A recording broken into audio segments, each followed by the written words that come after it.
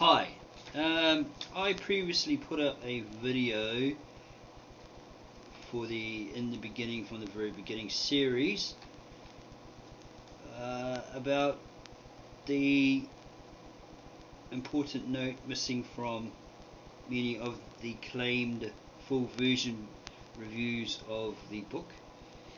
The full version of the book online as PDF or in another video. There isn't the full book review because they've missed out that part in each one of them. So I may be right, and some people are like, oh, this Dianetics, science of mental health, L. Ron Hubbard, Scientology, evil, and comments similar to that. So what's this guy trying to do? Is he trying to recruit us for Scientology, or brainwash us with Scientology, or is he brainwashed by Scientology? No, none of the above.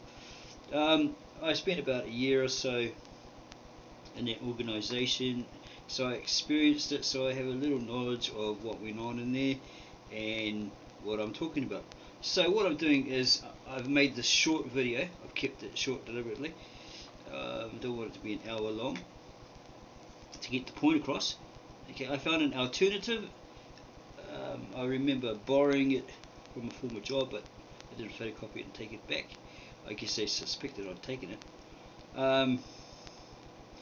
Yeah, because I did get some funny looks when I was looking at the other one from time to time. The other copy that was pinned up there. This is called the 4 stages of learning. The 4 stages of learning provides a model for learning. This suggests that individuals are initially unaware of how little they know. They are therefore unconscious of their incompetence.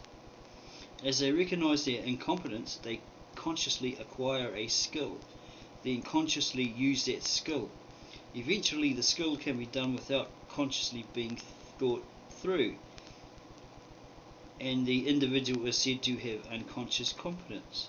The individual is now unaware of what they do not know again, and so the cycle continues. Got this little diagram here. Stage 1, unconscious incompetence.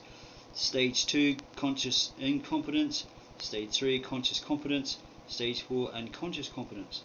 Stages of learning. 1. Unconscious incompetence. The individual does not understand or know how to do something and does not necessarily recognize the deficient. They may deny the usefulness of the skill. The individual must recognize their own incompetence and the value of the new skill before moving on to the next stage. The length of time an individual spends in this stage depends on the strength of the stimulus to learn. 2. Conscious incompetence. Though the individual does not understand or know how to do something, he or she does recognize the deficit as well as the value of a new skill in addressing the deficient.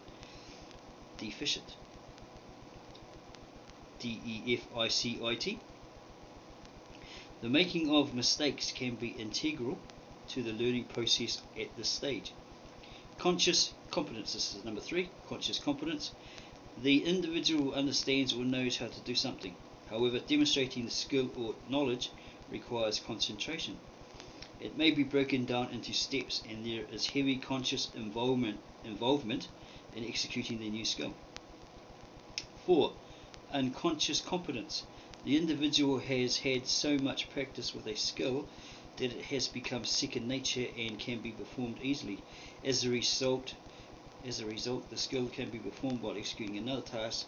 The individual may be able to teach it to others, depending upon how and when it was learned. Reference. Okay, I can provide that in a link below this video. Okay, my source reference for this is http://n.wikipedia.org/wiki.4_stages_of_competence. Okay, I can put that link underneath so you can have a look at it yourself, because there might be more to it. Okay, hope that in some way is a help. an alternative, a second to the strategy of the important note found in Dianetics, the Science of Mental Health, page 8 to 9, I think it is. Yeah. Okay.